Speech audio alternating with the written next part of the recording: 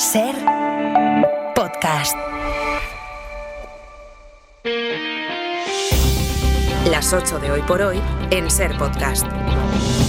Hola, muy buenos días. Esta mañana les saludamos desde Cariñena, en Aragón. Nos hemos venido al Museo del Vino de esta localidad y desde aquí les vamos a contar la actualidad del día, que se divide a esta hora en dos escenarios. Uno es Bruselas, donde a las 3 de la madrugada ha terminado la cumbre en la que Europa ha decidido ayudar a Ucrania, pero sin tocar el dinero que ha congelado a Rusia. Habrá un préstamo a Kiev de 90.000 millones, pero saldrá de la deuda de los europeos y no de los activos retenidos a Moscú.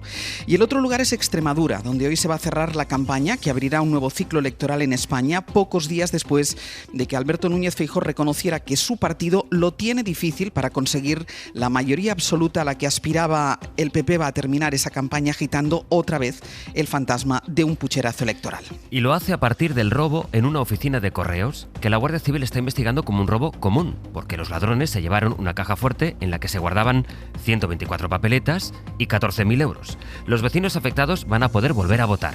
Correos ha garantizado la transparencia del proceso, pero el PP ha escogido, a partir de ese robo, poner en duda todo el sistema. Sastre, buenos días. Buenos días. Barceló Feijóo, que presidió Correos en su día, acusa al gobierno de ocultar intentos de robo en otras oficinas postales y pide al Ejecutivo que explique por qué no ofrece garantías, dice, en un aspecto tan básico para preservar la salud democrática. Hoy por hoy noticias. Ser Podcast. Están robando nuestra democracia delante de nuestros ojos. Alguien está dinamitando los cimientos de nuestra libertad. Nos quieren silenciar, quieren elegir por nosotros, quieren robarnos nuestro futuro. Y yo desde luego no voy a quedarme callada mientras pisotean los derechos del pueblo extremeño. Este fue el vídeo que se grabó la candidata y presidenta extremeña María Guardiola y a partir de ahí, David Junquera, buenos días. Hola, buenos días. Vino la teoría del pucherazo que impulsa la dirección poco después de que Feijóo reconociera que se le complica el objetivo de la mayoría absoluta. De hecho, es lo que medirá las elecciones del domingo, la relación con Vox. Y en esa obsesión constante por mirar por el retrovisor qué hace Vox, hay que enmarcar lo de los votos robados de ayer. El PP extremeño, que había hecho una campaña muy plana de riesgo cero, se descolgó con este vídeo de María Guardiola denunciando el robo de la democracia y Génova tocó a rebato para apoyarla. Tuits de Feijóo pidiendo explicaciones al gobierno o de Tellado denunciando que alguien tiene mucho interés en reventar las reglas del juego para alterar el resultado de las elecciones fueron el aperitivo. Luego llegaron las solicitudes de comparecencia de Montero o Marlaska o el escrito a la Junta Electoral Central para que se ponga en marcha un localizador de voto y para que Guardia Civil o Policía custodien los votos por correo. El PP se complica solo en las últimas horas de una campaña que había sido muy plácida y que les ha llevado a soñar con la absoluta, aunque ahora es una incógnita cómo afectará esta sobreactuación del pucherazo. Seguimos luego, David. Gracias. Gracias. Esta teoría del pucherazo nace a partir del robo de una caja fuerte. Javier Bañuelos, buenos días. ¿Qué tal? Buenos días. Y la Guardia Civil no tiene muchas dudas de que sea delincuencia común. Ninguna duda, Ángels, buscaban dinero. De hecho, en Badajoz ya desde octubre, sin que estuviese activo ese voto por correo, ya hubo 4 intentos de robo en sus oficinas, según nos confirman desde la Guardia Civil. En este caso, los asaltantes arrancaron la caja fuerte y se la llevaron entera. La Guardia Civil sospecha que los atracadores desconocían que en su interior había 124 votos por correo. Buscaban objetos de valor. De hecho, esa caja fuerte de la oficina de Fuente de Cantos ha aparecido en un paraje forzada con una herramienta similar a una lanza térmica. Dentro ni rastro de los 14.000 euros, pero sí dejaron tirados documentos quemados que podrían tratarse de los votos custodiados por correos. Esos votos no se perderán porque la Junta Electoral Provincial de Badajoz ha autorizado repetirlos. Según Correos, han contactado ya con 123 de los 124 electores afectados y 72 han emitido ya de nuevo su voto. Baño, gracias. Un abrazo. De hecho, la directora de operaciones de Correos, Olga García, estuvo anoche, lo contó, en Hora 25. Las garantías del proceso elección tras elección se demuestra que son fiables y en eso es en lo que estamos intentando gobernar el proceso electoral de una forma profesional, rigurosa y con garantías para los ciudadanos. El PSOE carga contra el PP, lo hacía el ministro Bolaños. Es un clásico que el Partido Popular en campaña electoral siembre dudas sobre la fortaleza y la limpieza de nuestro sistema electoral. Es totalmente irresponsable, es trampista, es una técnica de la ultraderecha súper habitual en España y en otros sitios. Sabe el PSOE a lo que se enfrenta pasado mañana, el domingo, a la derrota que le auguran las encuestas con un candidato procesado, en el caso por el que está también imputado el hermano del presidente del gobierno, y de fondo, con los casos de corrupción, Ábalos, Cerdán, Koldo y casos de abusos que han marcado estos días de campaña. Ana Fernández Vila, buenos días. ¿Qué tal, Áñez? Buenos días. Hoy Sánchez cierra allí una campaña que abre un ciclo de autonómicas que a los socialistas se les presenta complicado y en el que quieren esperar para ver qué pactos cierran, si es que los cierran PP y Vox. Sí, el PSOE se esfuerza ya por minimizar y relativizar el previsible batacazo del domingo. Aseguran los socialistas que quien ha convocado es Guardiola y que, por lo tanto, es el PP, dicen, quien tiene todo que perder si acaba dependiendo aún más de Vox, que es lo que la presidenta extremeña pretendía evitar. Creen, de hecho, que su estrategia de alimentar el bulo del pucherazo, dicen, responde a su nerviosismo. Los socialistas se agarran ya a esa negociación que previsiblemente tendrá que abrir el PP con Vox para tratar de movilizar el voto en esta y las siguientes citas electorales autonómicas que amenazan con minar el ánimo de los socialistas si empiezan a encadenar derrotas. Rechazan además que su resultado en Extremadura se pueda extrapolar a nivel estatal y ahí algunos dirigentes señalan directamente la delicada situación de su candidato Miguel Ángel Gallardo por su imputación. Hay quien ya reconoce que solo esperan que se aparte si hay descalabro. Ana, gracias. A vosotros. Lo que faltaba al Gobierno para cerrar una campaña era la pelea entre el PSOE y Sumar por si tienen que producirse cambios dentro del Ejecutivo. Hace una semana que Yolanda Díaz dijo que esto ya no aguantaba más y que Sánchez tenía que ponerse a cambiar ministros, aunque luego ya no se ha sabido nada más de Yolanda Díaz, se ha sabido solo que Sumar se ha tenido que conformar con una reunión que será hoy. De hecho, no se sabe ni dónde va a ser ese encuentro. Josué Coello, buenos días. ¿Qué tal? Buenos días. Con la remodelación de Gobierno descartada a las pocas horas de pedirle a Yolanda Díaz, Sumar y PSOE celebran hoy la reunión que pretende limar asperezas entre ambas formaciones tras una semana de tensión en la coalición.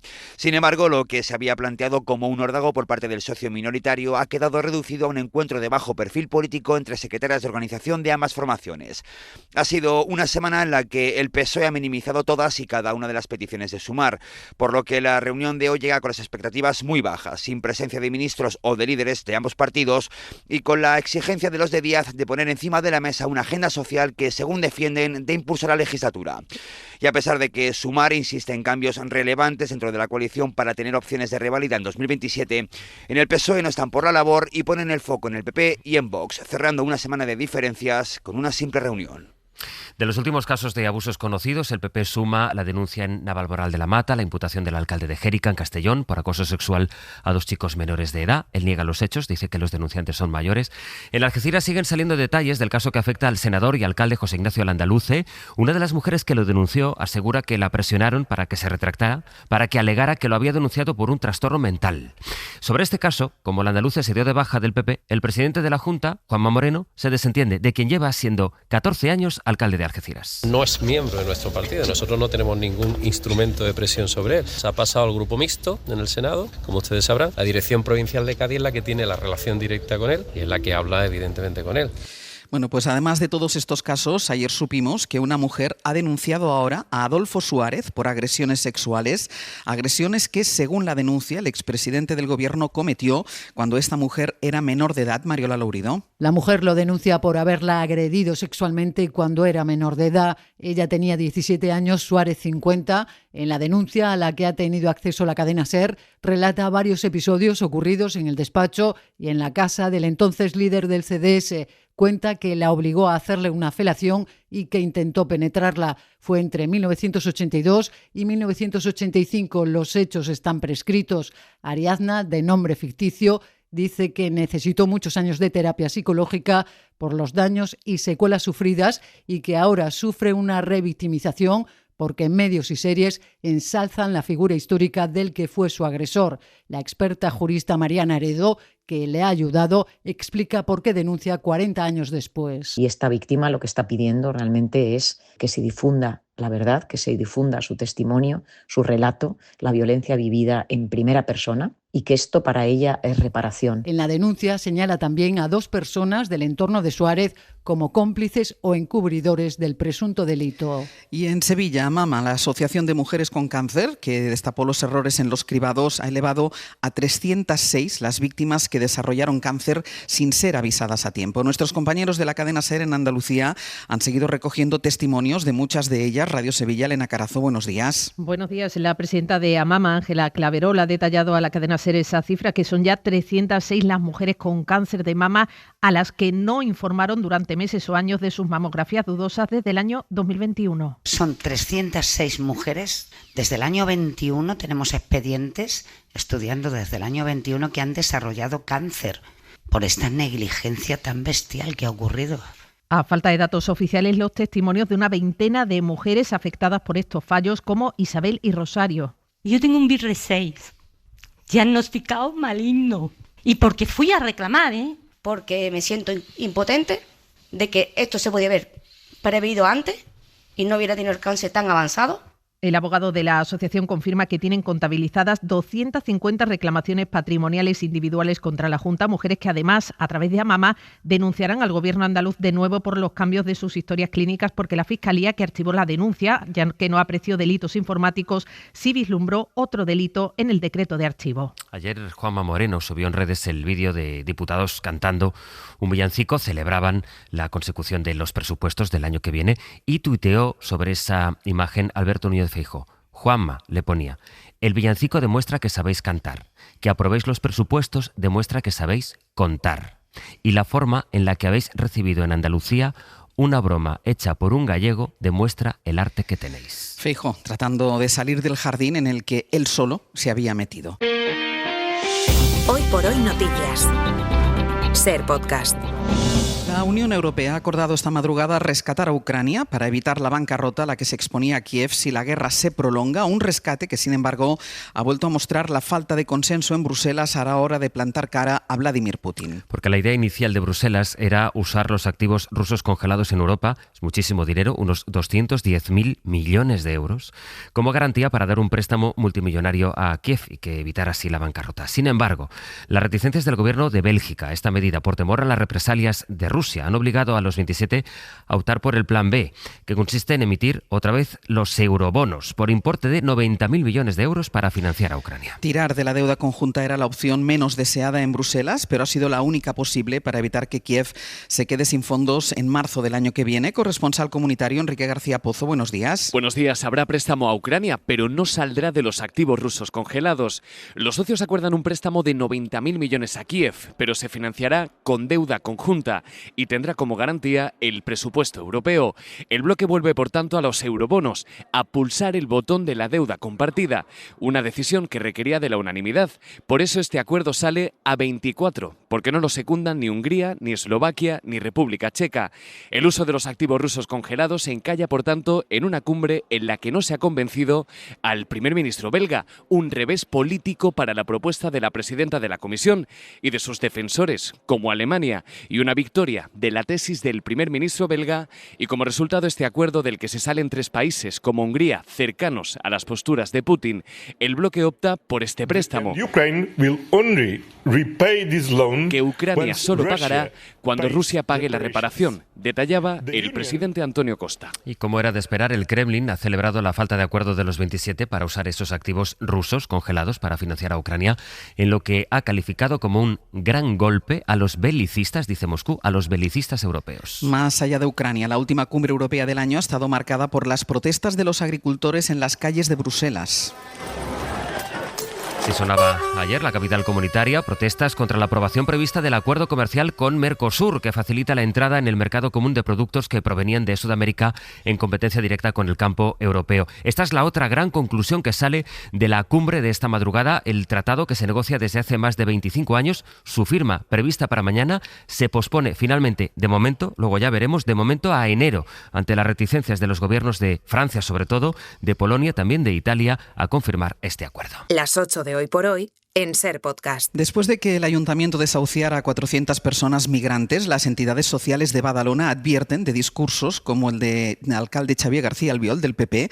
Recuerden que Albiol alardeó en los días previos de ejecutar el mayor desalojo de España y después de no destinar ni un euro público a atender a las personas expulsadas. Las organizaciones sociales avisan de los efectos peligrosos de estos discursos que deshumanizan a los migrantes. Radio Barcelona, Ferran Dalmau. Cuando aún resuenan las palabras de Xavier García Albiol asegurando que no gastaría ni €1 en pisos para los residentes del B9.